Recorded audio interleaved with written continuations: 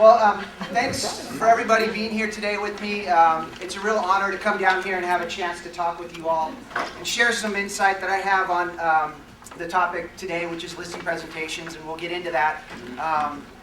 But really, I really appreciate you spending your time with me today and giving me a chance to, hopefully build a relationship with each of you and share a little bit about what I've learned. And I would love an opportunity to hear some tips from you guys as well at some point in time, so maybe we'll be able to stay in touch. But, as Patty said, I come from Santa Barbara.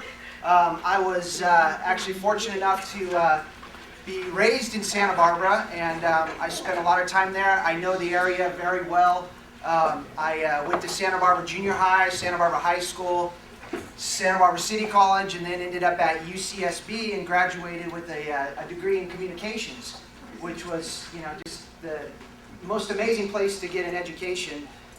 Santa Barbara City College is on the bluff overlooking the ocean. I literally had classes where I was sitting there watching boats leave the harbor as I'm trying to pay attention to my teacher. So really amazing, and UCSB is on the water as well. So it was just a really wonderful place to grow up, and now a tremendous place to sell real estate. The market there is really kind of resilient and incredible. We have a wide spectrum of properties to sell, everything from the condo that starts at about maybe the apartment style little place at about a little under $200,000, all the way up to incredible estates in Montecito and Hope Ranch on the beach, on the bluff, that are going to sell for, were going for maybe 30 million, but now about 15 to 20 million. So, and then there's everything in between. So we have an incredible market. There's really not a lot of new development or sprawl. We're tucked in between the oceans and the mountains, so that's really an incentive for people that are looking for places to buy that are insulated and protected. We don't have that kind of sprawl, and values are protected in that regard. So I'll start off with giving you a little information, more information about me. After graduating from UCSB, I got into a few different sales jobs. I sold cars for a while, for like 4 months. That was horrible. But it gave me an opportunity to really kind of get a crash course in sales, which was great.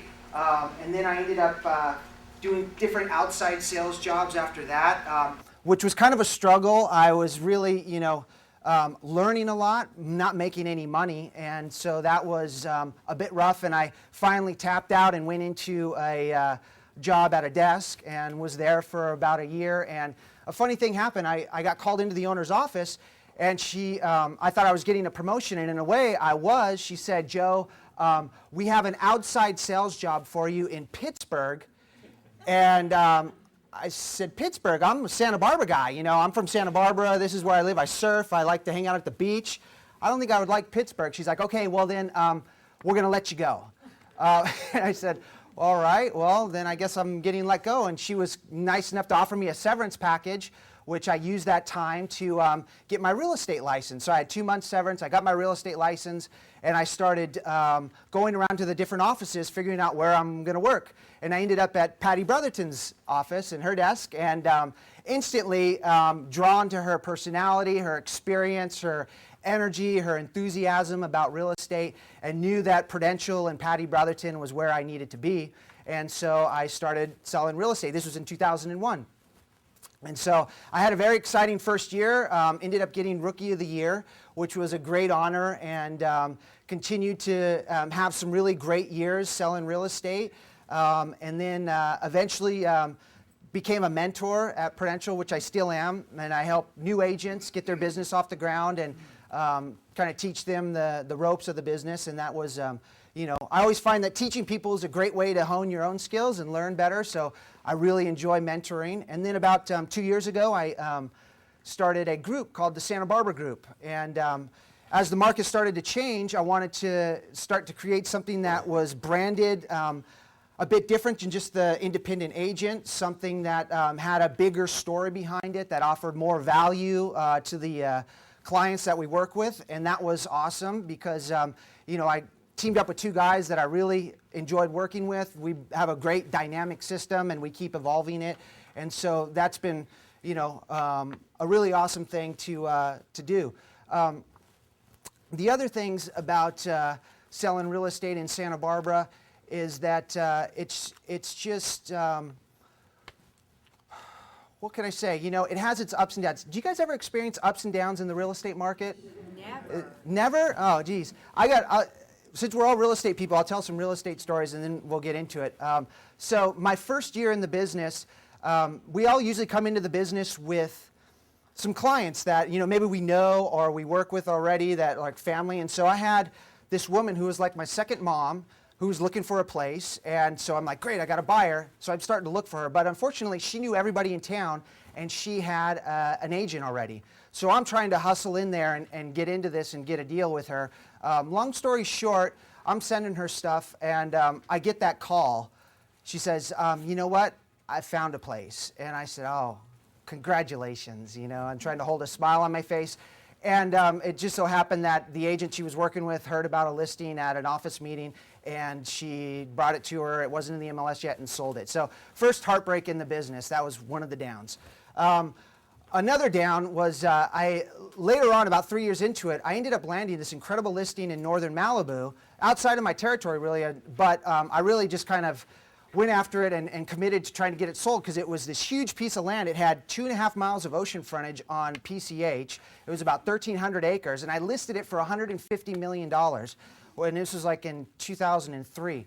So I'm doing everything I can to get this sold. I'm marketing it all over the world. I'm getting interesting calls from all these different people, some shysters, some real. And I find myself at the Polo Club or the Polo Lounge at the Beverly Hills Hotel negotiating a deal with these two representatives of this entity that wanted to buy the land.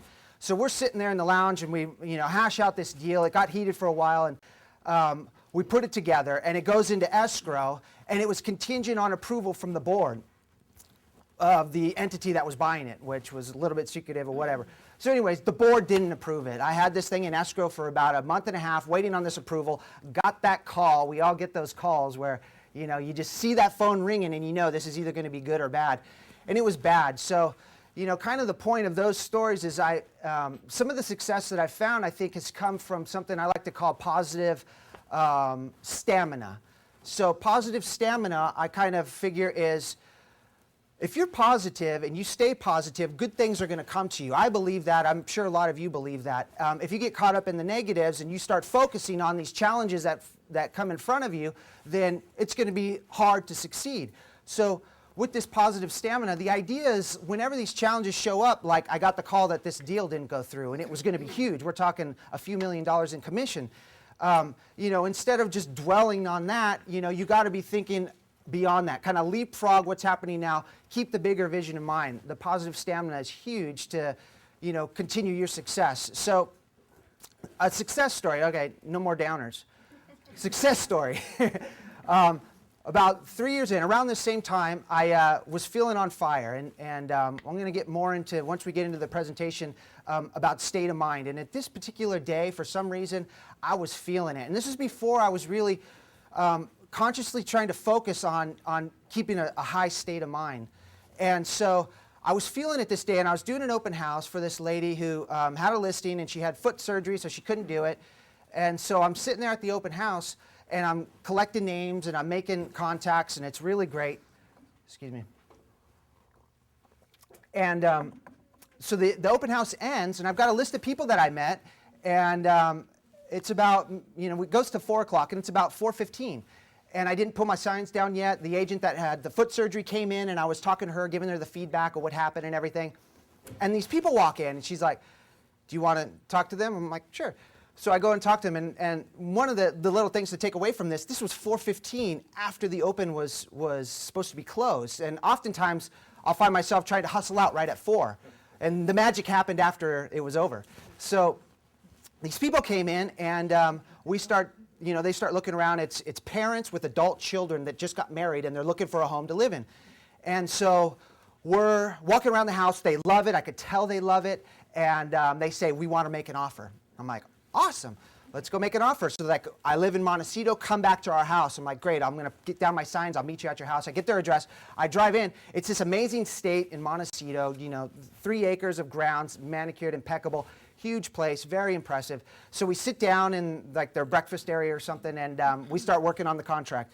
And we write it up, and we get everything signed, and I go back and I submit it. And it all unfolded that night. Like I got word back that basically they were going to accept it, the sellers were going to accept it that night, and we put the deal in escrow. So that was great. My only time that I've actually sold an open at the open house on that day, which was really amazing feeling. And so I also followed up on the people that I met that same night. I went back to the office or computer and emailed this one prospect in particular some listings. She gave me her criteria, and I sent her some listings. So she opened them up right away, I noticed, and we talked the next day, and she gave me feedback, and she showed me the ones she wanted to see. So we made an appointment for Tuesday, this was Monday now, for Tuesday, the next day, to go out and look at property together. So I put the one in escrow, and now I'm showing property 2 days later to these people that I met. And so after my sales meeting Tuesday morning, or during the meeting, I learned about this other listing that's a pocket listing that wasn't on the market yet. So I included that one in our tour of going out and seeing property with this prospect. So we go out and I show her a bunch of houses. None of them really fit. And then I take her into the one that I learned about at the office meeting. Important to go to office meetings because you always find these little tidbits of stuff that you never know when you're going to use them. And so here was a pocket listing. I would have had no idea about it if I didn't go to the office meeting. I went to it and got to show her this thing. And it was an amazing view property. She fell in love with it. She called her husband. Her husband came out. He liked it as well. They're like, let's write an offer for it. Meet us at our house. I knew that they lived in Montecito. I didn't know where yet. And they said, meet us at our house, and we're going to write up an offer. Oh, and we need to sell our place as well. So could you help us with that? I said, yes, I could help you with that. Absolutely. So we meet at their place, and it's on Edgecliff Lane, which, have you guys all been to Santa Barbara?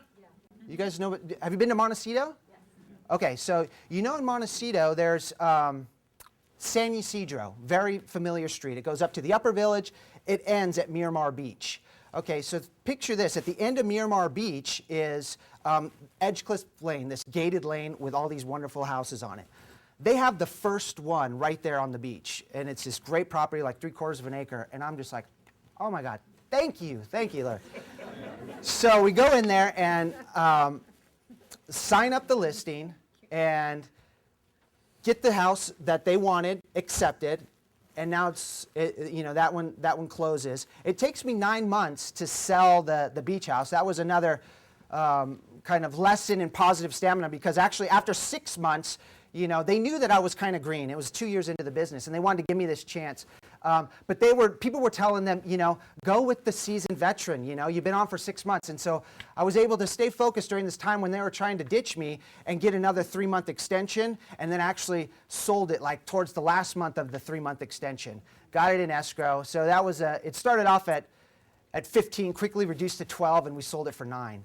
So there was one open house that I was feeling on fire, and ended up selling the open house and selling like a $2.5 million place and listing the $9 million and eventually selling that.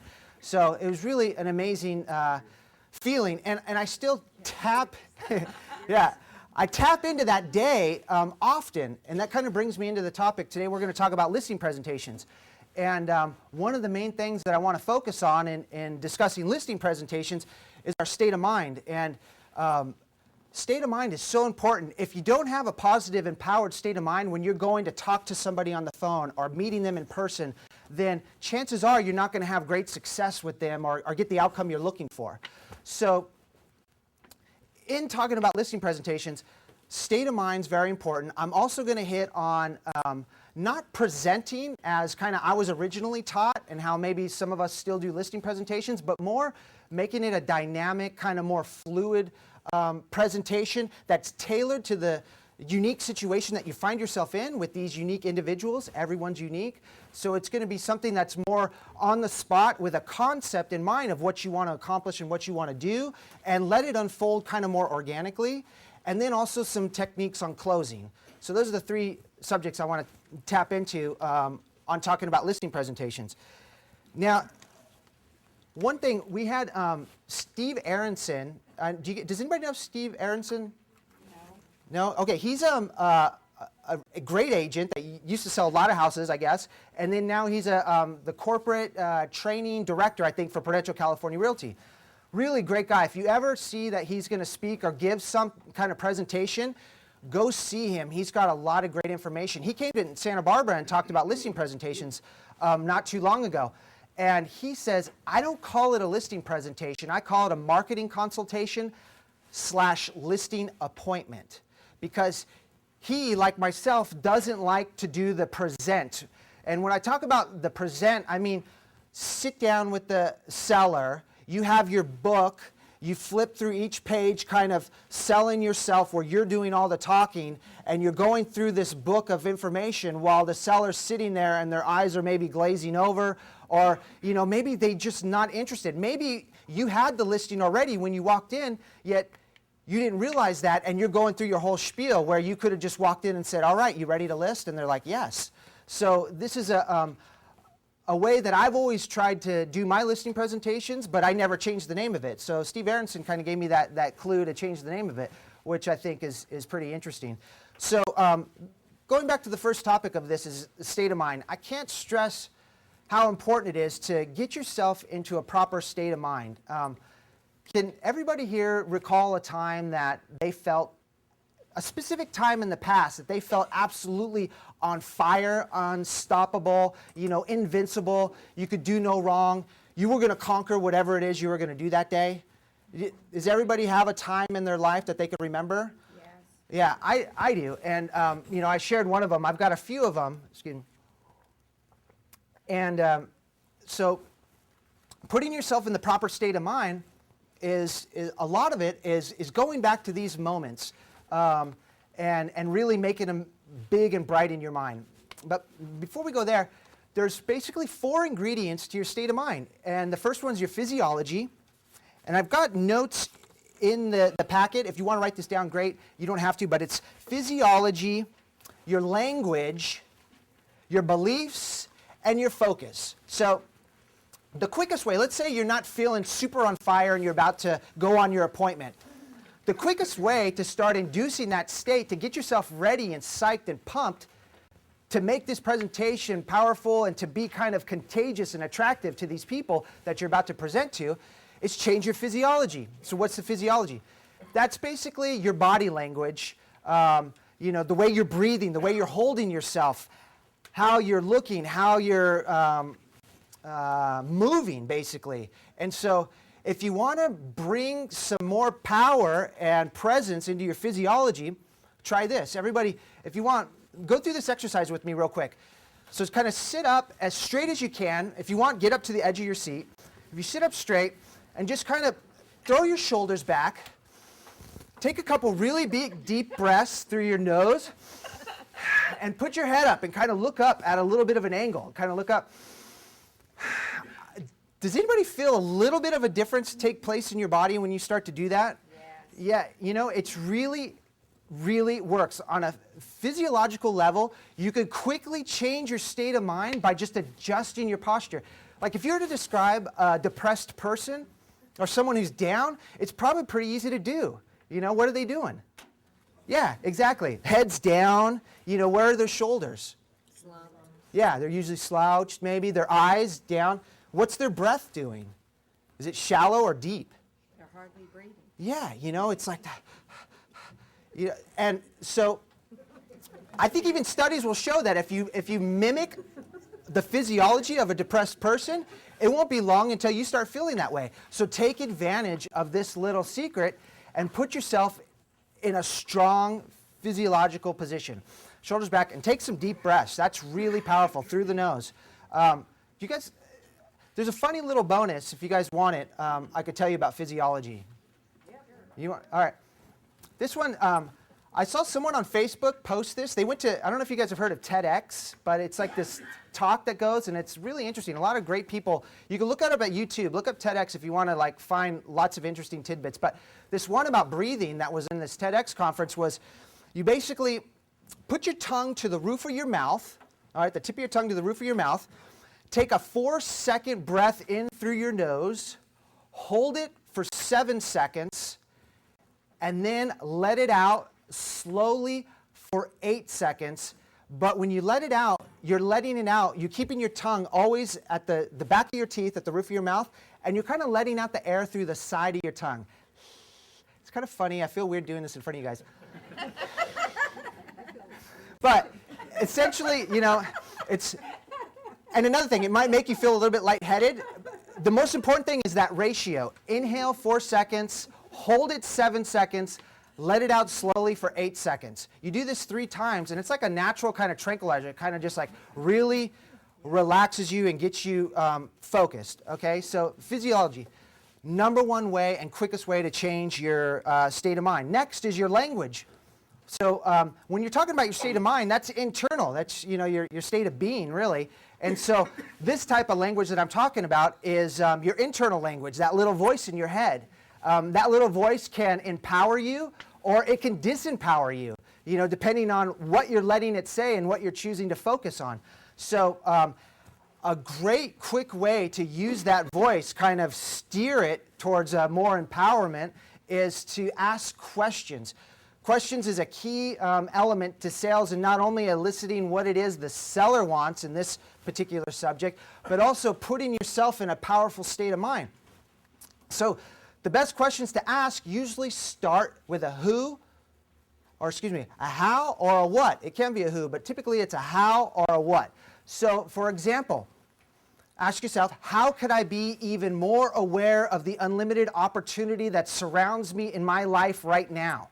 Okay, start asking questions that make you feel good, and they start commanding your mind essentially on a funky level, on more of a subconscious level.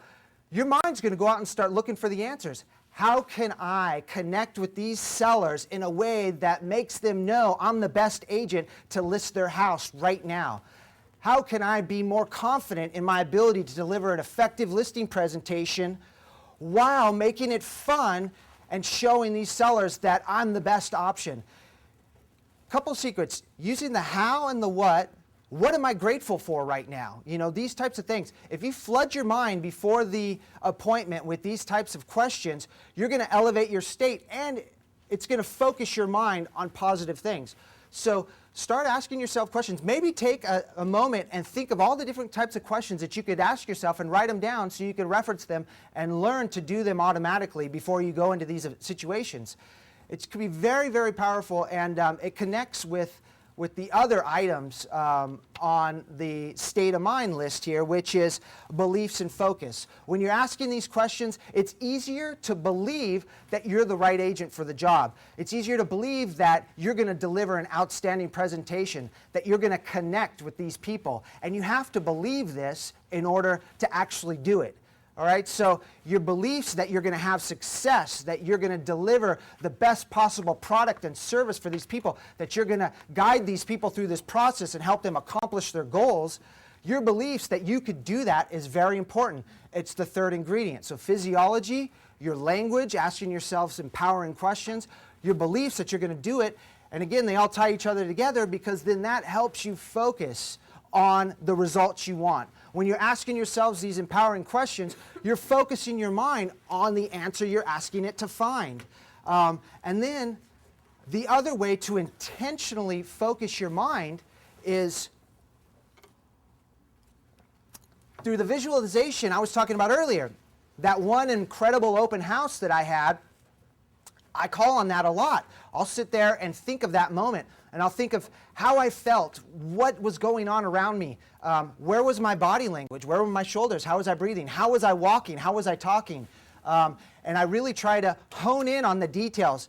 The subtleties of the details of these visualizations that you could put yourself in to get yourself in a higher state of mind is going to improve the level that it helps you, that it increases your ability to stay functioning at a high state. So some of you may have difficulty, focusing on visualizing that. Maybe all these other things start going off in your head and it gets you. So a couple of tips to help you focus on this is if you could take a moment, if you do have this time where you felt empowered and you want to draw on that and you're thinking about that, start describing what you see. So maybe it was like for me at this open house. I was sitting there at the open house and in walked these 4 people and the wood floors were gleaming. I was it was getting to be a little bit dusk outside. As I start talking about what I see, the image gets more vivid producing more things for me to talk about, then making it more vivid, producing more things. You see where I'm going with that? So if you talk about what you're seeing, this is if you're having difficulty visualizing and you want to improve your ability to visualize something, talk about what you see in order to increase the imagery of it, to make it bigger and brighter, and focus on as many of the senses as you can. If there's something you can focus on that you smelled, that you heard, that you saw, that you felt, all these things will make it bigger and more powerful. So once you get there and you're feeling that, and that feels good, it should feel good to be back in that state of excellence, whatever you're calling upon, then transition into what you want to happen. Okay, so you're going on a listing appointment, all right? You're getting pumped up, you change your physiology, you're asking some empowering questions, now you're ready to go. So then you take a moment and you visualize this epic time in your past, and you really get into it, and now you want to transition into what you want to happen. So now, with the same clarity, visualize the end result you expect. Okay, you want to list this property. You want to become great friends or create an awesome relationship with this person that's selling. You want them to like you and work with you. So visualize that happening. You know, take a moment and see the end of the presentation where you're closing. So you're ready to list? Should we get started right now? And they're like, yes. And you're signing it up, okay? And you're passing the last page for them to sign. You know, the important parts of what you want to happen, make those clear. They sign the listing agreement. They're excited. They're smiling. They say, thank you so much. This is going to be awesome. We're so relieved that we've got this part of the process done. You know, really get into that space that you want to happen. And take it all the way to, you know, they walk you out the door. They shake your hands. They're smiling. They're waving to you as you walk to your car. You've got your contract in your briefcase or your purse or whatever you're carrying, and you're you know, you've got that feeling. You know that feeling whenever you've just signed a listing and you're walking to your car? Everybody experience that? That's a great feeling. So tap into that and really, you know, make it vivid and bright. And so what you've done is basically you put yourself in this great state of mind by recalling something from the past that was huge and powerful, and then now you're projecting what's going to happen in the future with that same intensity, and you're bringing that intensity into it. Another little secret that will help you with that future visualization is something called scripting. I don't know if anyone ever heard of Esther Hicks. She writes a lot of books. She's a really incredible teacher, and I really love what she writes. And so one of her techniques to create, you know, a really deliberate future in your life, which is totally doable, is script it. So before you go out, maybe you're a good writer, you know, and you like to write. Or even if you're not, you know, this is a very powerful technique. Write down what's going to happen on this listing presentation.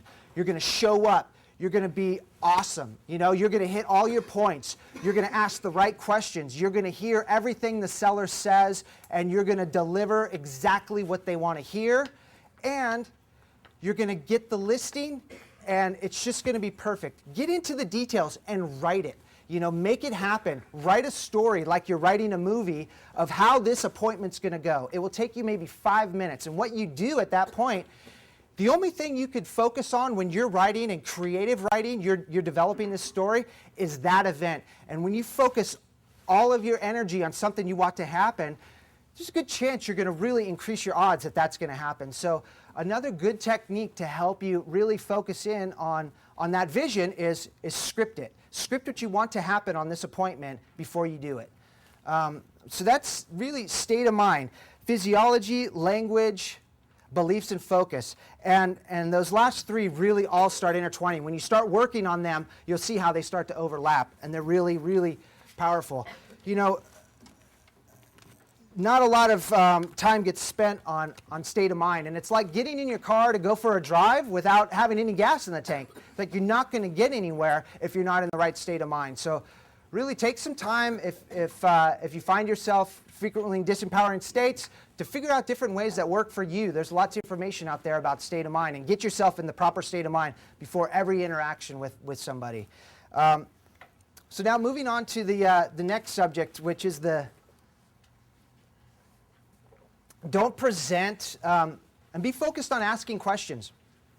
Questions so powerful for your own state of mind and for being a great salesperson. You need to be able to ask lots of questions to understand what it is the seller wants and needs, right? You want to dictate, or you want to focus your language, what you're telling them, to what they want to hear. Do you think it ever happens that you're sitting there talking about something and they have not an interest at all about it? Do you think that's happened before? Definitely. I mean, it happens all the time. So the best way to get them engaged is ask questions. So let's just start at the beginning of the appointment. Okay, so you walk in, and usually what happens at the beginning of the appointment, right when you show up? Tour? Yeah, tour the house. So you tour in the house, and this is a great opportunity to start using your sensory acuity, basically. So sensory acuity, big word, but it's basically just your ability to notice things about the people that you're trying to get the listing from, and their environment that they live in. So really turn it up. Look at the way that they're walking, the way they're talking, how they're breathing, their posture, their tonality of their voice, the words that they choose to use. Maybe there's some specific ones that you could draw on and use as well. But your main goal in this whole opportunity to list this property is not to sell them on yourself, but to create a relationship with them. All right, you want to build rapport with them.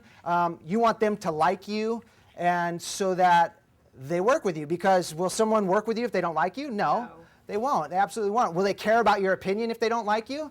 Absolutely not. So you want them to like you. So you want to build rapport. Now, some of the best ways to build rapport, which I hit on, were it's like mirror and matching. Everyone's heard about mirror and matching. It's no secret. But really use your sensory acuity to see what they're doing and make an effort to do it.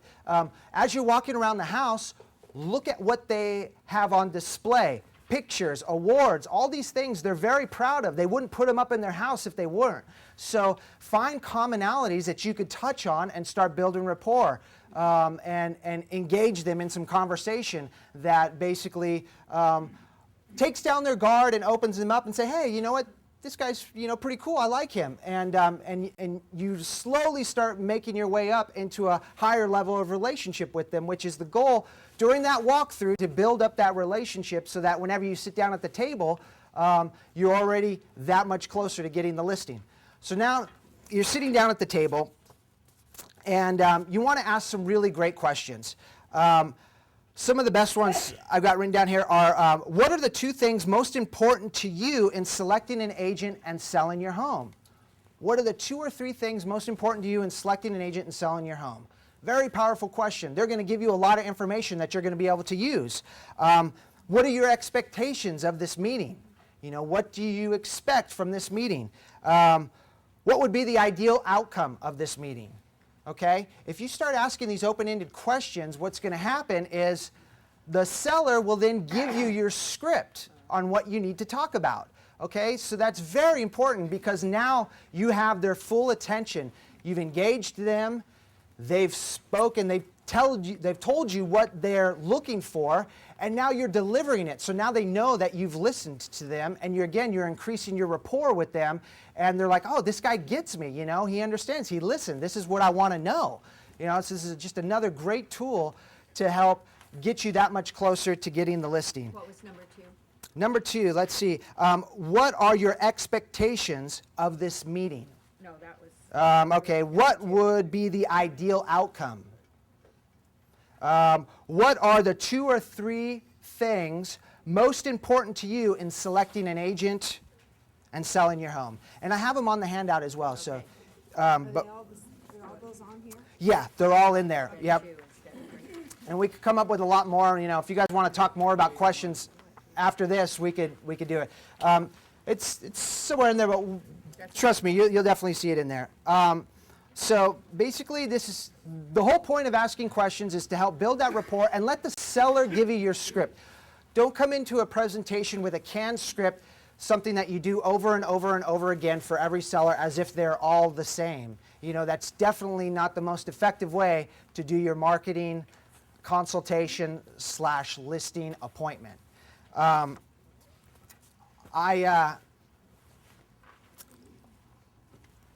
we'll get into the third thing, which is not just closings, but we're talking about closing the deal, but even more so, you want to be able to handle objections because they're going to come up, and you want to be able to handle them competently. And one of the best ways to handle objections, as probably we all know, is to try and handle them up front. Think about any objections you've gotten in the past that just stumped you and you weren't able to get past, and see if you could address those up front before the meeting.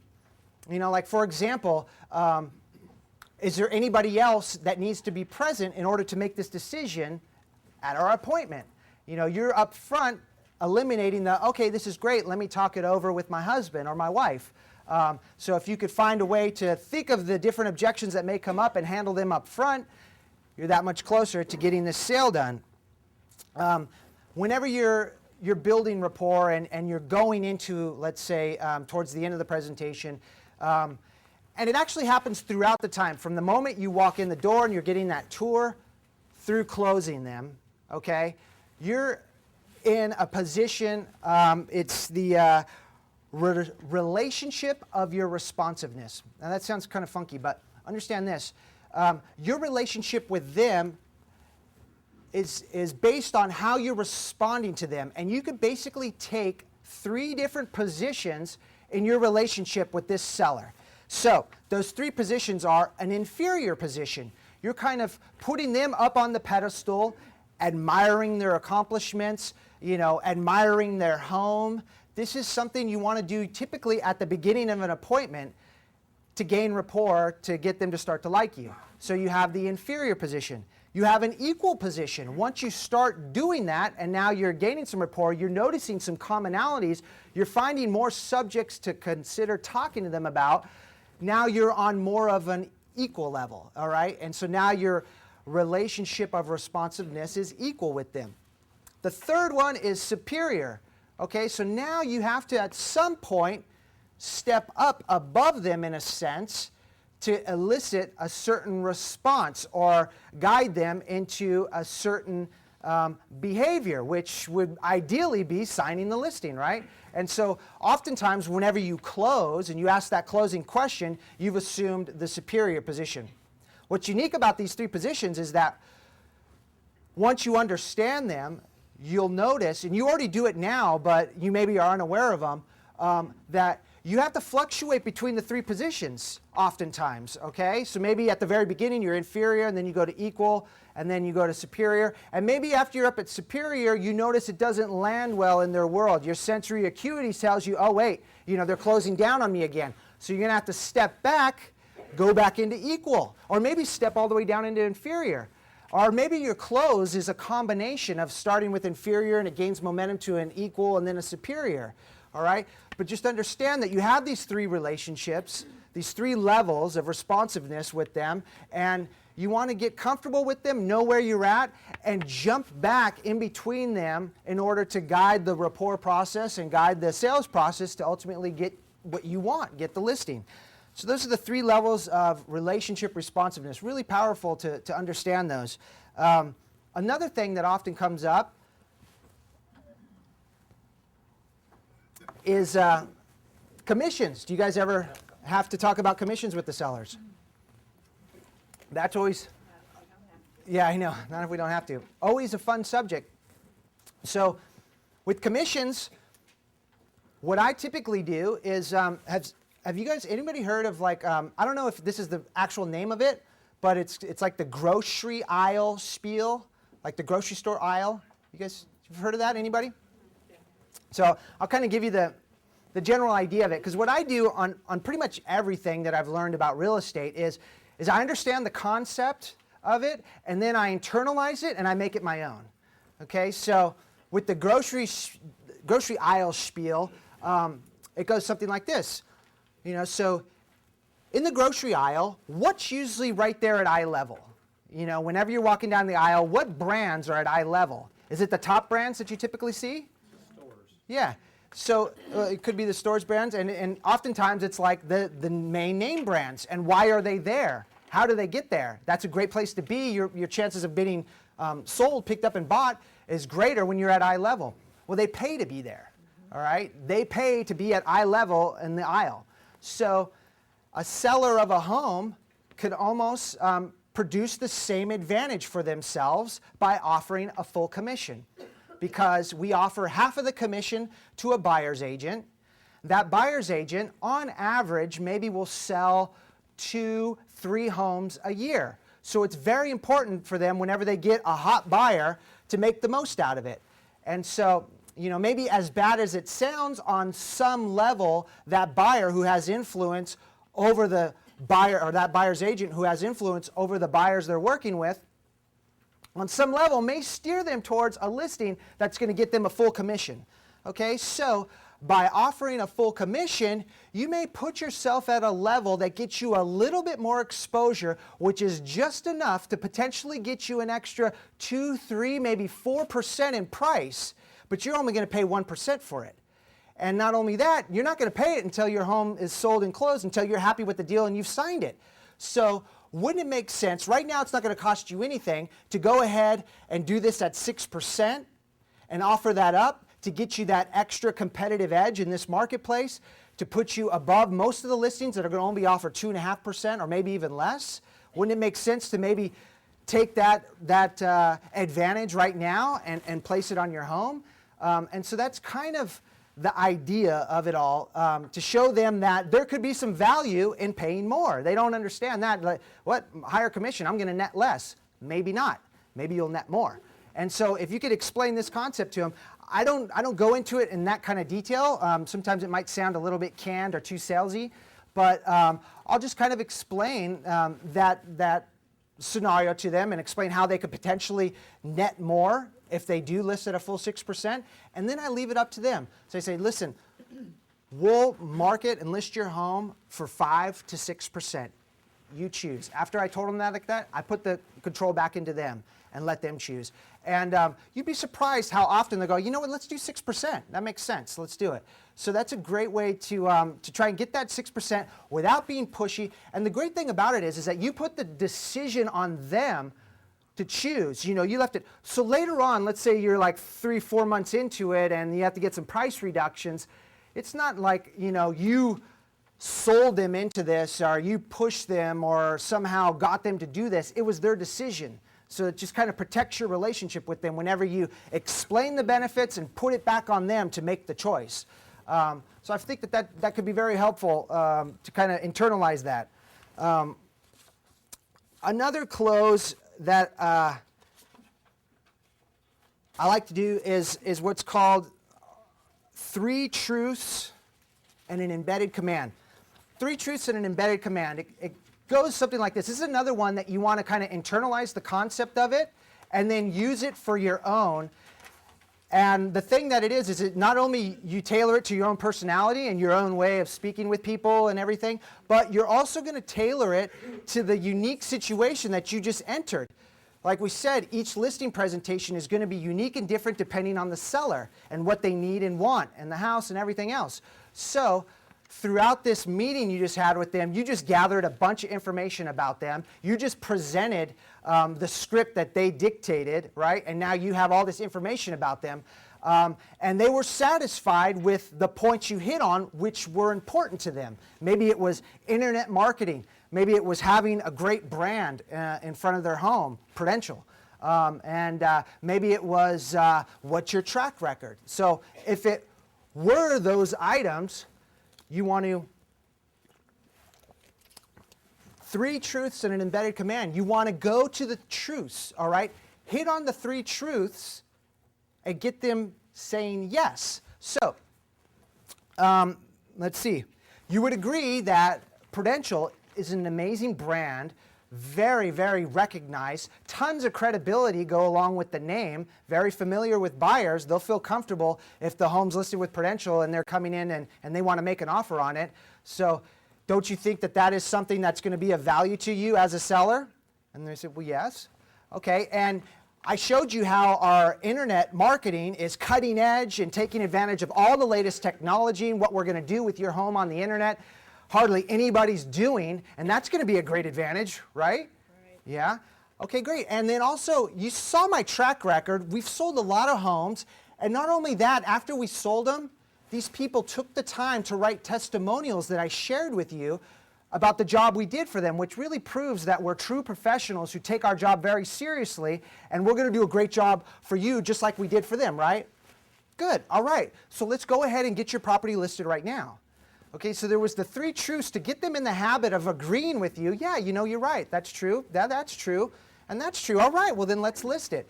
So it's really powerful, and if you get good at it and you tailor it really to the specific situation, you're able to take in what you've learned about them and then hone it in, you really are going to have a lot of success with that close. 3 truths and then the embedded command. And then it's just like a real simple, well, let's go ahead and list your property today. Or let's get started right away. Here's the listing contract. Whatever your close is, closes don't have to be big, complex things. It's a simple command. That's where you're going to take a superior. You're like, boom, let's do it. Let's get started right now. And if an objection comes up after that, which oftentimes they will, the best strategy to take at that point is to just isolate the objection. Make sure there's nothing else stopping them but that one objection. And if you find something else, then isolate the 2 objections. But then again, make sure that that's it. Those are the only reasons. And then focus in on countering those objections, Change their feelings, their thoughts about why they're objecting on that to the best of your ability. And that's the best way to handle an objection really, is to isolate it so there's nothing else stopping you other than the price that we've agreed on, which that's a bad example. Excuse me, because I never like to give a price. I always like to get a price. Okay, you don't want to come in giving a price. Again, managing your relationship in the future.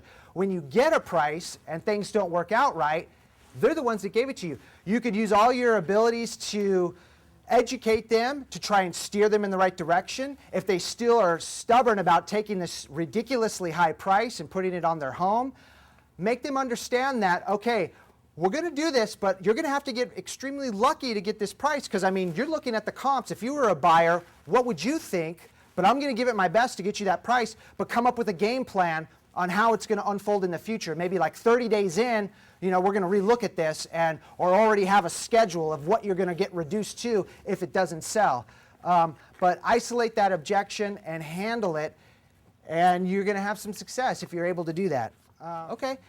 The question is, so you're at the listing appointment, and they're just price concerned only. They're thinking price, price, price. What's the price? If you don't have the right price, I'm going on to the next agent.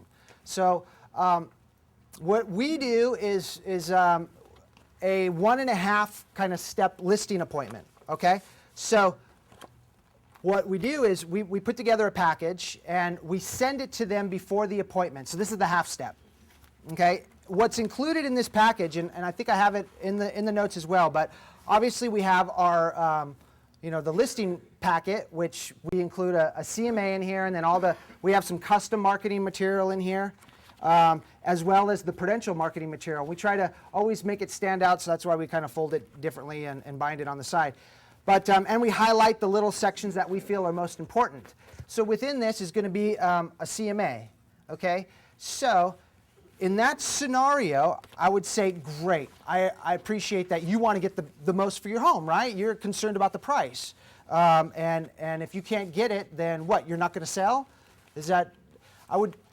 First of all, I would hone in on their motivation to make sure that they're real sellers, because chances are if they're only concerned about this price and if they're not going to get it, they're not going to sell, maybe it's going to be a waste of time. So really try to hone in on their motivation. Maybe ask questions like, so what would happen if your home never sold? If you went on the market and it never sold, what would happen? And get them to try to think of that scenario, elicit a state in them that says, huh. Now, what would happen if your home did sell? What if it happened to sell for that price you want? Or maybe you couldn't get that price, but you could get a little bit less. What would happen then? Get them thinking about the future of what would happen if this does or doesn't happen. Okay, and then ask them, now I sent you this package in advance, and the reason to send it in advance is to tenderize them, because in today's market, the market's probably gone down a little bit, and the CMA might be bad news to them. And you never want to come up to an appointment, sit down at their table, and deliver bad news.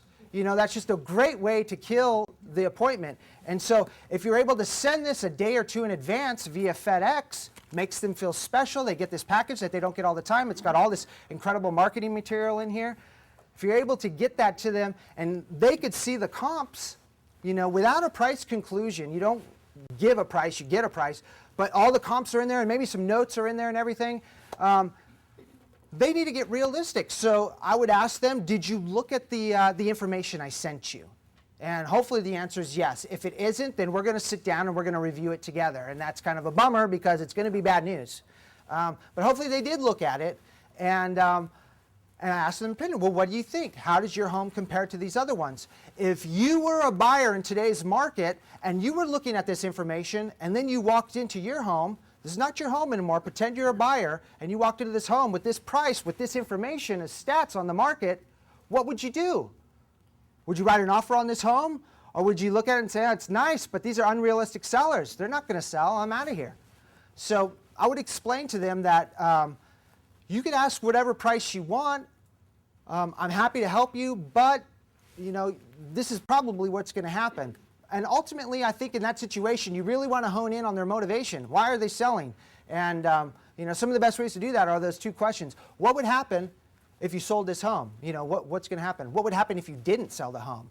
What you do when you ask those questions is that you're eliciting a state within them. And once they start thinking about that, now their mental visualization's going off, and they're thinking about it, and maybe it turns good. Maybe like, oh man, we could finally, have all this money and start traveling and, downsize and do that cruise and everything. And so maybe that puts them in a state to where it lessens their need to have this price on there, this unrealistic price. It's kind of how you'd want to get through that. Does that make sense? Do you ever set it up so you can pick it up as an expired? That's a tricky one. I have done that, and it hasn't worked. I like the concept, There was this one, and I thought for sure they were overpriced, and some other agent took it at the higher price, and 3 months down, they did sell it. I thought that I was going to be able to pick it up as the expired, but it didn't work out that way. So, no. Yeah, I guess the answer would probably be no. I have had that thought, and I've tried that, and it didn't work.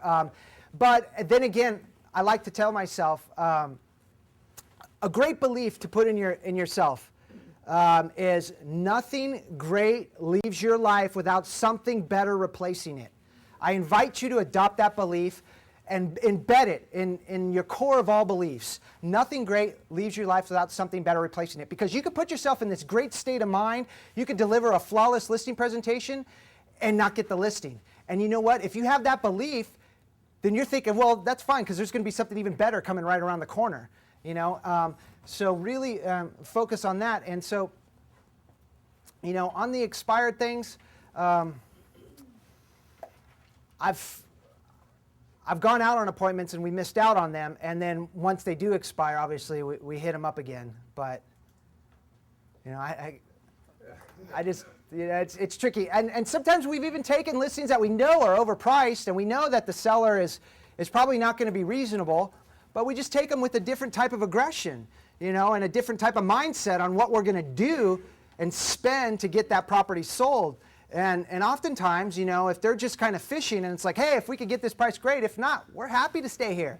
Then, I might just go ahead and take that listing anyways and use it to generate more business is a good way to go about it. You sold all your listings. Yeah, well, we sold them all. It's the first year, and it's a great stat to talk to you about. We don't do that all the time. We had an exceptional year where it just worked out. And so the question is, how do you handle it if they absolutely need that money? They just can't do it unless they don't get that price, which is a bit unrealistic. It's a similar answer to the other one. It's one of those situations to where, okay, well then, why exactly do you need it? Isolate the reason why they need it. And maybe it's because they want to do something, but they don't absolutely need to do it. In their mind, maybe they're thinking that they need to do it, but is it absolutely essential? And coming back to the questions, so what happens if you don't sell? Okay? And what happens if you do? Okay, obviously it's great. You know what you're going to do if you do sell and get that price, But what happens if someone comes in and offers you less, but according to the stats, this is a fair price they're offering you, and you may not get anything better than that? What are you going to do then? And really what you're doing with those questions is you're isolating whether or not, we're kind of getting a hint if they're realistic or not. Obviously, they have some kind of situation that you need to uncover. Maybe it's a situation that's going to become a distressed listing. And if that's the case, with these questions, you're going to learn that. And you might have to start educating them on some options they may have to face in order to get out of this property. The question, sorry everybody, would you use the value range pricing if it was overpriced? I would say it's definitely a good technique to use. What I think is challenging about the value range technique is that you're forced by the MLS rules to put in the highest price, which then gets syndicated, and so everyone's doing these search results, and they're searching under a certain criteria, and maybe they're completely missing it because the high range is in the computer. Okay, so for that reason, I don't really care for it all that much. But I think there is an effective nature to it that it can invite a larger net of prospective buyers to come through the listing, and you could potentially net someone. But I never really push value range. If they're interested in it, I'll explain the benefits and disadvantages of it. And I have used it maybe once or twice, but it's not something we actively pursue doing. During that sit-down meeting, the marketing budget will sometimes come up. I got to tell you, I've done a lot of appointments where a dollar amount of budget never comes up. We tell them, like in the package that we send them, there's examples. I'll put in examples of marketing. If it's a nice listing, I'll put in an example of our really great brochures Prudential helps us get. I'll put in examples of our postcards that we mail out. And all kinds of stuff that's inspiring in there for them to list with us. But I don't really go into a price. I'll just tell them what I'll do. And if it comes down to, okay, you're going to be super aggressive on your list price, then we know we're going to sell this quick, and we're going to be super aggressive on the initial marketing of it. Okay? Whereas if it's an unrealistic price, I may be setting them up to understand that, hey, we may be missing our mark. We may very well get lucky and get that perfect buyer and get you your price. But there's also just as good of a chance that we're going to have some longevity on the market. We may need to spend some time doing this. So we got to pace ourselves. And so I won't tell them that we're going to do everything and just boom and do this huge campaign right up front. So it's really a case by case. But I hardly ever get into a dollar amount that we're going to spend. It's more of if they're really needing print advertising, we'll tell them we'll do some print advertising. But we try to educate them on that print advertising, in our opinion, is not all that effective. It's great for you to see your home on the market. It's great for agents to see their face in the paper and everything. But other than that, real buyers are probably not finding your home by that ad in the paper. And so I might just educate them on steering away from wanting to do print so much or just do a little bit of print. Let's invest more in internet, something like that. Let's see, we were 3 independent agents all working together at Prudential, and then I had the idea to start this group, and I approached one guy about it, and then we approached the third guy about it, and we started it. And it really started just very, as you would expect any partnership to start, we're just kind of like, let's get together, we'll create this brand, and we didn't have specific roles right at the beginning, but it evolved that way. Like one guy started to be in charge of our database and our internet our email marketing. He had that campaign going. And was in charge of that. One guy was in charge of the website, getting that current and up to date and helping the search engine optimization. And I can't remember what the third guy was doing. I think he was just along for the ride. Just look so how many? Yeah, there's 3 of us. 3. Yeah. Okay, are you the third? No, I'm just Yeah, let's see the picture. I guess I'm the first guy. So we didn't really have, we did have some specific roles, but it was very loose at the beginning. It was more of, hey, let's just be a team. Let's create a brand that stands out amongst the competition and offers more value, or a story of more value to the sellers and buyers. And the value comes in the ability of a larger marketing budget with 3 guys there, a larger networking capability. We explain to people that real estate deals happen oftentimes through word of mouth, through networking, agents talking to agents. We're all full-time. We're all out there. We have our own spheres. We have our own communication, interaction with other agents. So doesn't it make sense that if you have 3 full-time agents out there networking on your behalf, that you may increase your exposure and potentially get a buyer quicker or a better price for your home? So those are some of the motivations to put it together. So it's kind of a roundabout answer. So how do you work commissions? I mean, are you guys, do you guys work that He's- together? Or I'll go over that with you. okay. He had a three-parter. Number 2. Okay, On your listings, you always just take 6 months, or what about taking a longer one because of the market right now? Yeah, it's nothing is always in any of our listings or. tried. Yeah. Obviously, yeah, we would like to get 6 months to 9 on a listing, and that's absolutely the goal. If it's a higher price listing, longer time typically, and it's just the response that we're getting from the seller oftentimes too. If they're just adamant on 90 days only, obviously we're going to take that, and we know that we're going to dazzle them enough to where after the 90 days, they're not going to have a problem extending.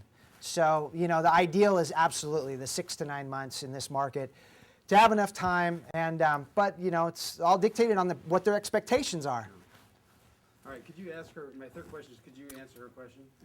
Commissions, yeah. How many people are in teams here? Is there quite a few teams? Yeah, it seems I think it's an effective way to do real estate. So our arrangement was pretty basic at the beginning. We started off just, I think we each brought our own books of business into the partnership. And then we started creating marketing and website and stuff that would develop more leads. And so we'd separate the leads we brought into the partnership from the leads that we're making actively now as a group. And so we had like a 40-30-30 split on the stuff that we brought to the table. So let's say one of my clients sells a house or buys a house and we close it, it would be 40-30-30. But then after a while, that just didn't feel right, and one person would be doing more, whatever. So we decided that it had to become more dynamic than that. And what we've done over time is we've developed this split schedule system that gives a bigger reward for your book business. So whenever I bring a deal to the table and close it from my book, which I typically will handle the whole thing, then the split's much larger. In fact, it's actually, we changed it to a 60-20-20 split. But in addition to that, there is a tracking record of everything that's closed and what we paid partners. So I close a deal, I've paid my partners 20 and 20% of that commission, and then we record what I paid them. Okay, and so then let's say I close another one. Well, that it gets added onto that before they've paid me anything. And so as that number I've paid them grows, the split that they get, that 20%, shrinks until it could actually go to 0. So then I'm starting to close deals and I'm not sharing anything with them if I've paid them a certain amount. But then they start closing deals and they pay me, which reduces the amount, you see what I'm saying? So it's a sliding scale that is tracked, and it's a great way to kind of keep independence within the partnership and alleviate any potential hard feelings that may come up. Very tricky. Real estate partnerships are very tough because everyone goes through peaks and valleys, and hard feelings are easy to come up if you're in a valley and someone's on fire. But this way, it's like you're getting what you put into it. If you catch on fire, you could get both of your partners out of getting anything of your commissions. And so that's on book business. We also have brand business and internet business, and we have similar but different scales and tracks. So we have spreadsheets for each of the type of business, the 3 different types of business we do, and we track it all, and it slides and according to what's closed and who pays who what. About dollar amounts? It's all in dollar amounts. It's all equal, just in dollars? You bring in bigger deals versus all the small deals, the cut's the cut. Yeah, it's still the same. So even if it's a big deal and everyone's equal right now and they get 20%, well, maybe I just paid them $15,000 each. That very quickly gets them close to getting 0 the next time I close a deal, until they start giving me back that 15 grand, and then it slides the other way. What about Can you cover again, after you show the comps to the seller and to set the price, what's your wording to the seller again after you've shown them the comps? Because you're letting them set the price, I guess. Yeah, I think the best way to, the question is, what's the wording after you've showed them the comps and they've reviewed everything, what's the wording to set the price? And I asked them, based on what you see here, what do you expect to get for your home?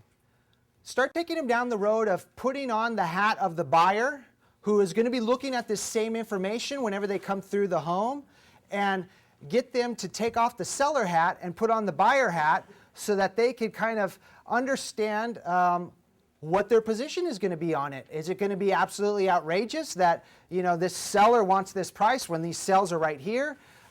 So I think that the best way to get them realistic is what I think you're asking, how do you get them realistic, kind of is let them kind of guide them through being in the other position, you know, being in the buyer's position. And then if they're still adamant about their price, maybe try to elicit why they feel that their property should get that price when all these other ones are selling this. And it may come down to, well, I've done this upgrade, and I put this tile in, and I did this and that, and this is very expensive. And that's where you kind of maybe have to step up to a superior level and say, I appreciate that, and this is beautiful tile you put in here, but you know what? The buyers aren't going to appreciate it like you do. You know, they're not going to put the same value on it. In fact, they may come in here and say, that's gone, that's gone, that's gone, that's going to cost me money, that's going to cost me money. And now what you're placing value on is actually happening the opposite effect in the buyer's mind. They're now detracting value because they don't like your taste. You know, and so that may be like, whoa, hey, wait a minute, Mr. Agent. And then at that point, maybe you're going to have to step back into some equal or inferior levels of responsiveness and start building that rapport back up again, all right? You're going to be jumping around. Yeah, in the back. Would you want to present first or last whenever they're interviewing agents? You know, if I like to go first oftentimes because what's great about going first is that I have a lot of confidence in our ability to get them to agree that we're the best person to list their property. And then they might say, man, this is fantastic, this is just what we're looking for, but I have 2 more appointments. You know, I've already set them, they're on their way. I better go ahead and you know, hear what they have to say, and then we'll talk. But I really like this is awesome. So great, so if it wasn't for these appointments that are coming up, you'd be ready to list right now, right? Yeah, no problem. Who's coming? Get their name? Great, I know those guys. Let's go ahead and finish this up right now. As soon as I leave, I'm going to give them a call and let them know that I just listed the house, and I'm calling them to give them first dibs on getting a buyer in here, okay? So you don't have to call them and cancel it. I'll go ahead and call them for you, and in fact, I'm going to give them the first option to sell your home, okay? Yeah. What about 7% commissions? You said 7%. I haven't gotten one.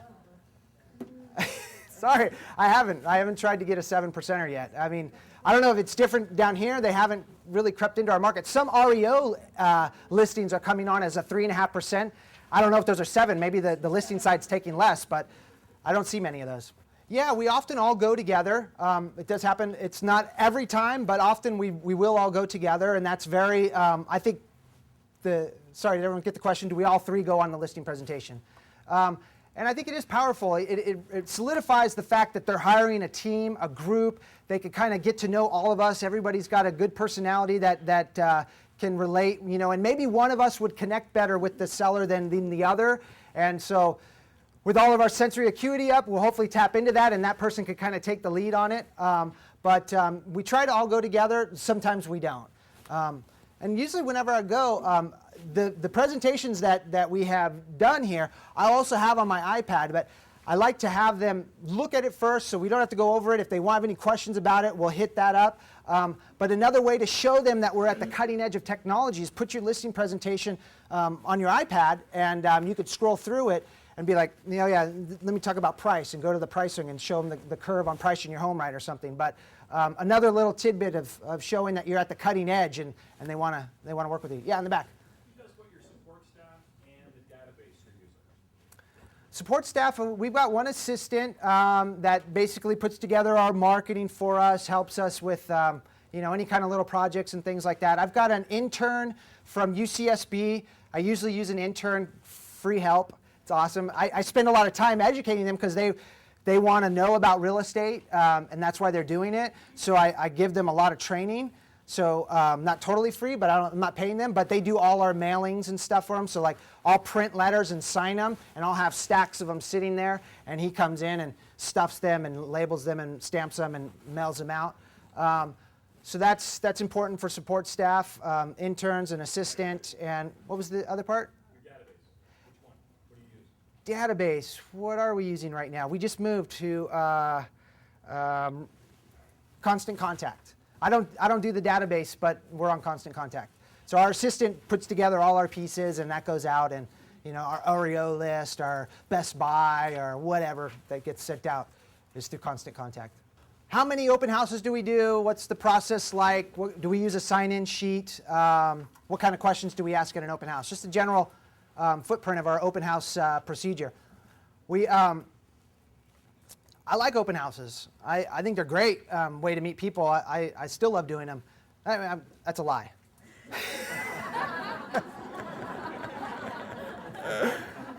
I don't love doing them. I love making deals at open houses. All right, I love that part of it. But it is a great way to meet people. So we do them quite a bit, and we'll probably do 3 or 4 at the beginning of the listing time. But this is our kind of bullet points for effective open houses. Lots of signage. I've got 12 open house signs. I spend a little extra time and I put signage everywhere. I plan ahead of time, put signs everywhere. Free advertising, it gets more traffic. I don't do a sign-in sheet. I have a clipboard with a tab of paper. And when they come into the open house, I greet them. Hello, I'm Joe Parker with Prudential, the Santa Barbara Group. Welcome. We got 3 bedrooms, 2.5 baths, great ocean views, offered at $1.5 million. Have a look around, make yourself at home. Let me know if you have any questions.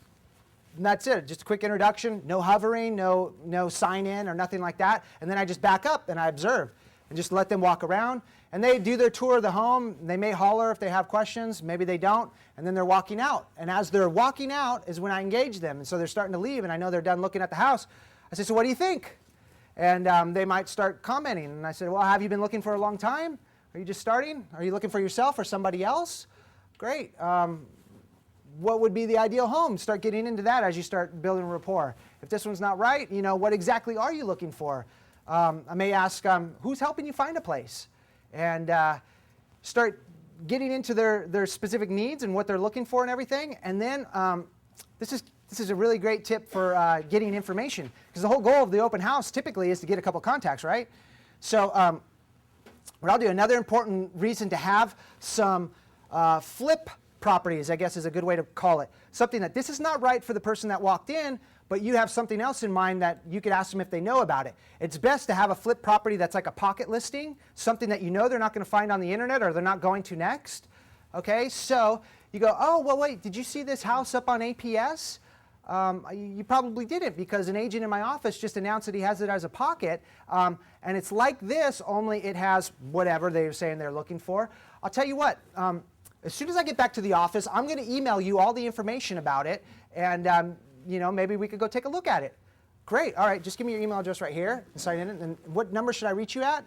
And get a phone number. And they'll be like, I don't want calls. I have no intention of calling you if you don't want to hear from me. But sometimes I send an email to somebody for the first time, and they don't notice it or it goes into junk. So I'll send you this email, and then I'm going to call you right away and say, hey, I just sent you an email. Take a look at it, and then get in touch with me. And so that's the flip. Have something to engage them, to say, hey, have you seen this? They haven't seen it. I'll send it to you. And that's it. It's not a sign-in. I think that kind of turns people off. To sign in, they're automatically thinking, oh, you just want to get me on your list.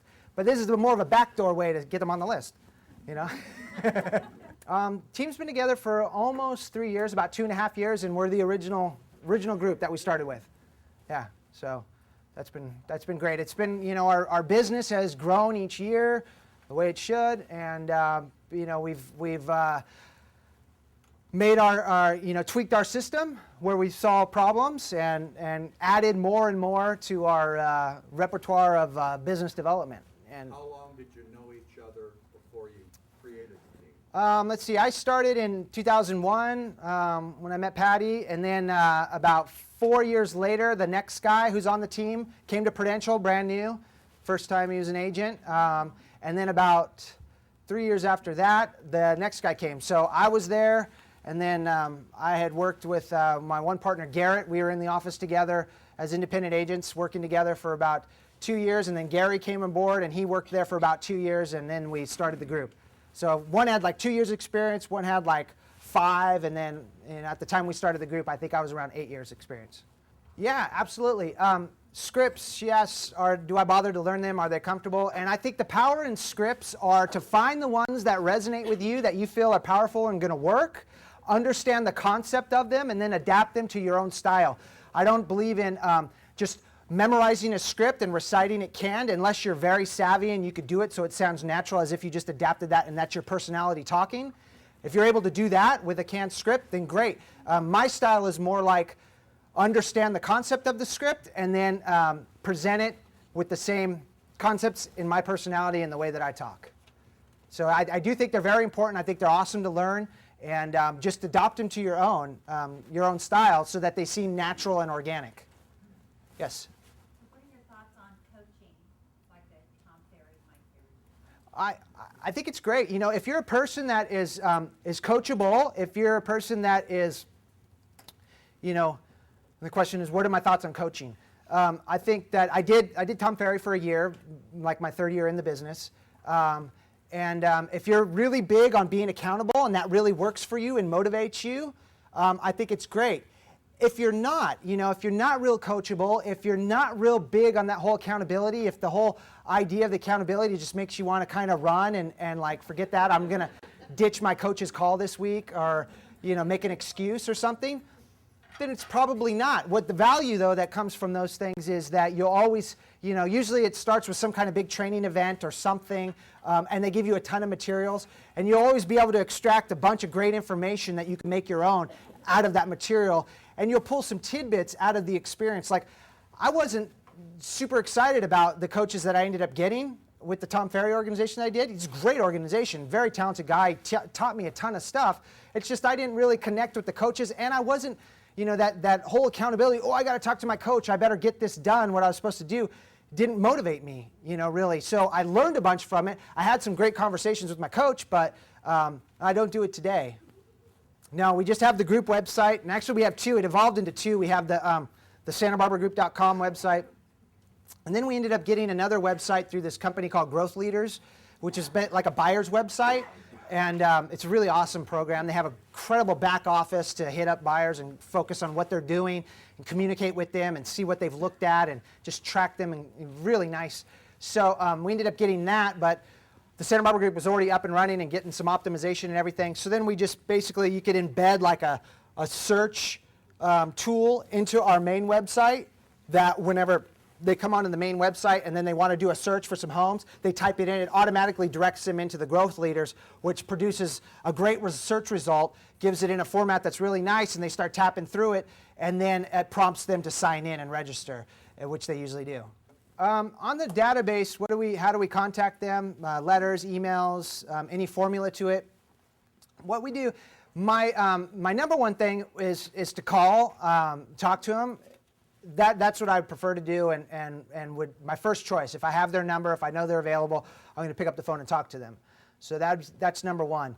And then emails. So maybe we have a bunch of prospects that, you know, are not quite at that level. So this is just staying in touch, keeping us in contact with them at the top of their mind or whatever. So we'll be hitting them up with regular emails. So we kind of have a system of making sure that they get something, if they're not super hot, like every 2 weeks or something like that. Our website automatically, most of them have some kind of search, automatic search results that get sent to them regularly. So they're getting emails from us constantly. But then we'll just do like a personal check-in one and that kind of thing. And then as far as letters go, the most letters that we usually write, and this has been very effective in getting listings, is buyer need letters. So we're working with a buyer who has a specific need, or maybe it's not specific. It works best if it is specific, and maybe they know which neighborhood they want to be in. That's even the best. So then we get a database of that neighborhood, and we'll draft a letter that is really simple and short. I think whenever you're trying to solicit people through letters, make it simple and to the point. So it just says, "Dear so-and-so, you know, we represent qualified buyers who are interested in buying a home in your neighborhood. If you would be interested in considering an offer, please give me a call today. And just leave it at that. And we'll blanket an area with letters for this buyer. And so then we get a call, got your letter? Yeah, I'm interested in looking at an offer. Great, could we come by and preview it and start the process and maybe bring the buyers in? If it's either right or wrong, give them the feedback and then start saying, okay, well, what are your goals here? You know, do you really want to sell? Did you just call just because it'd be great, but you don't want to go on the market? And then that's a great tool to, it doesn't usually find that buyer the perfect property, although it can, but it also is a great way to start talking to sellers. Yes? The question is, how do I answer the question, have we hit bottom yet? Let me bring out my crystal ball and let me tell you. No, you know, maybe make a joke of it. I mean, I'm not doing that for you. I'm saying that maybe is what I would tell the person that asked me that. Kind of make light of it and say, and then I'd, you know, kind of just be like, listen, I don't know what's going to happen in the future. All I know is that it appears for the most part we're in somewhat of a flat, stagnant market right now. That's not going to be changing much. If you need to buy something, it's a great time. You're going to get great interest rates. Buy something, be happy, stay put for a while, and you know, don't worry about the market. If you're trying to time it, good luck. You know, tap in and let me know when you think the timing's right, and let's go do it. Oh. Election year, I haven't really been talking about it yet much with people. So honestly, it hasn't come up if that is coming into play with their whole opinion of that you do something now or later. So maybe it's about to come up, but it hasn't really come up yet. All right, I think that's it. Well, thank you very much, everybody.